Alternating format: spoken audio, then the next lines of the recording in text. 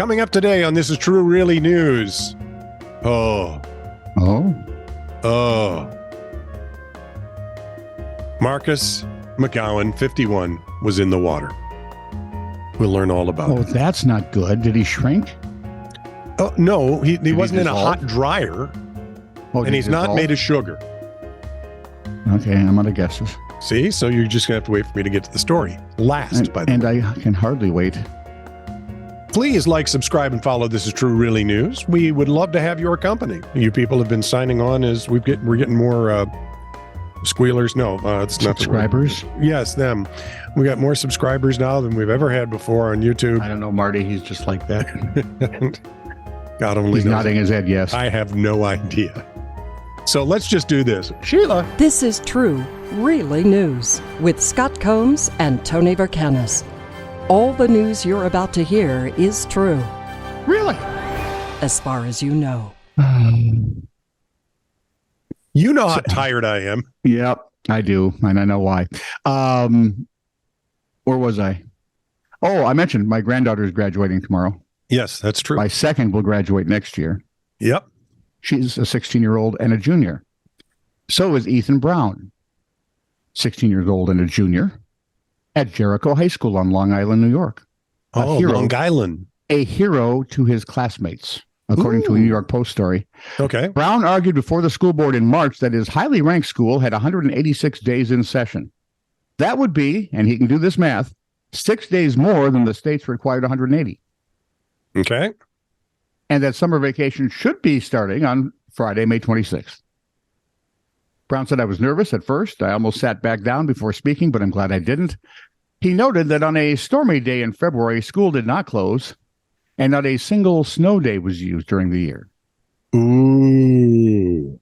The superintendent, Hank Grisham, said Brown did an absolutely incredible job. There is no requirement to give snow days back to staff or the kids. But the board was moved and a day off was granted, dubbed the Ethan Brown Snow Day. Now that's funny. I'm getting a lot of thank yous, Brown said. In his upcoming senior year, he's in line to take over the editor-in-chief spot at the school newspaper. So if I were the administration, I would clean up my act post-haste. And watch the editorial page. Woo! That could be a burner. Flathead Beacon Police Blotter, 12:30 a.m. 2 drunk passengers got off a plane and weren't sure who was picking them up from the airport. Oh, that could be good. This is it. 9:30 a.m.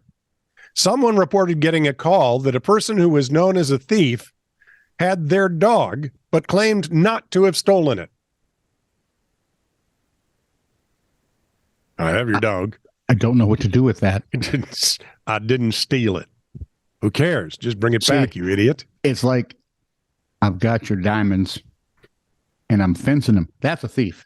See, there you go. But this guy's he's got thievery all backwards. He's got work to do. 1:20 p.m. Someone's car broke down in a very inconvenient place to break down. You ever had your car break down in a convenient place? Not once. No, me either. The one on 35W was my favorite. That was very convenient. Even the tow truck driver, I think, was writing a life insurance policy as he drove up. Oh, isn't that the truth? Wow. 1:49 p.m. Thick smoke that was making it hard for traffic to see through was coming from a burning pile of manure.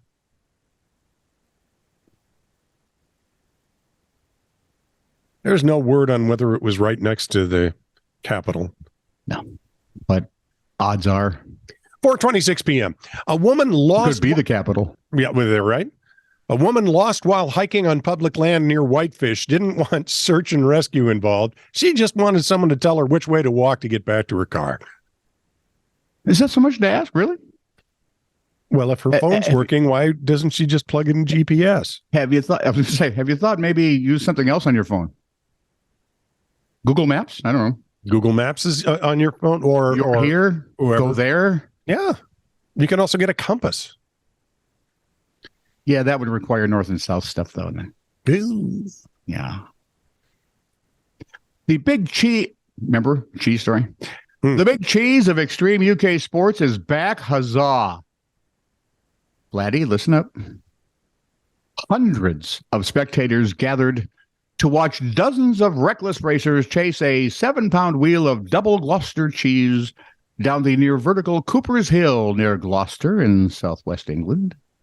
Because in southwest England, they're apparently Dane-bramaged. This from the guy who's, what are those color races or something? Where you end up being dosed in these little powders of color and you come out looking like, I don't know what. It's supposed to be rainbowish. I think when you're done, looks cute, but you just come out with blotches of paint all over you. I don't know. Anyway, I thought that was paintball. That's a whole different thing. You're not racing there. Okay. Sad little man. The first racer to finish behind the fast rolling cheese gets to keep it. So there's a prize here. I understand that hill is quite steep, by the way. It is. Cheese rolling race has been held at Cooper's Hill, about 100 miles west of London, since at least 1826. And the sport of cheese rolling is believed to be much older, and honestly, no one knows why. Really. Think of it. That could have taken over and not golf. Did you? Well, I'm just wondering if it has any relationship to the roly-boly tournament in Ghent. No, that's entirely different. Okay. Yeah. But it is fun to go to. And there's beer. The rough and tumble, it used to be anyway. The rough and tumble event often comes with safety concerns. Chasing a wheel of cheese. How heavy hill. Is it? What, 8 pounds? 7 pounds. Oh, okay. Oh, it's only if it was 8 pounds. Then it would be really dangerous. That'd be very dangerous. Yeah. Few competitors managed to stay on their feet all the way down the 200-yard hill. And this year, several had to be helped limping, of course, off the course. Canadian contestant. He traveled. He's 19. Delaney Irving won the women's race. She's 19, sorry. Won the women's race despite being briefly knocked unconscious. I was only briefly out. I just remember hitting my head, and now I have the cheese, she said, who comes from Nanaimo, British Columbia. That's funny. 28-year-old Matt Crolla from Manchester in northwestern England. He went all the way across the freaking island. Won the first of several men's races. Several men's races? There's people who do this twice in one day? Asked how he prepared for it. He told reporters, well, I don't think you can train for it, can you? It's just being an idiot. Well, here's a man who understands. He train for this? I don't know. Get a concussion and a broken leg and get up and keep going. See how that works for you. And find out. Yeah. And keep the cheese. This is the sort of the F around and find out game, isn't it? Yeah, yes. Marcus McGowan, 51, was in the water with a group of people about 28 kilometers or 17.3 miles off Haggerstone Island near Cape York when he was bitten from behind in the head. When he was bitten Shouldn't have his head there then, should he? From behind. Bitten from behind in the head. That always just sounds... He's got his head someplace it shouldn't be. I thought it was a shark. But when I reached up, I realized it was a crocodile. Well, that's different now, isn't it? Yeah, saltwater croc. I was able to lever its jaws open just far enough to get my head out. The crocodile, suspected to be a juvenile, what with the chains and the leather jacket. Yeah. Pack of cigs rolled up. Came back for another go, but Marcus was able to push him away, suffering a bite on his hand. Marcus was airlifted to a nearby island hospital, later flown to Cairns for further treatment. Crocodile attacks are uncommon in Australia, but there have been several in recent months. Well, ever since Crocodile Dundee. Well, and you remember we had the one crocodile that ate the fisherman?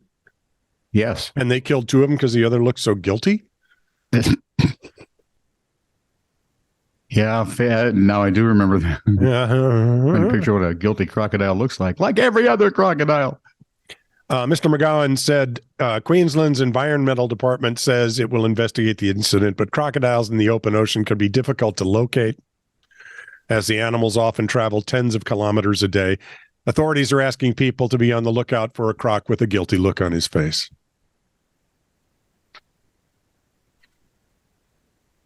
Just look for the one who's sitting in the corner. His parents probably disciplined him after that. Yeah, that one. One with the ashamed look on his face. That's the one. Might even be blushing. What color do crocodiles blush, I wonder? This is true, really news.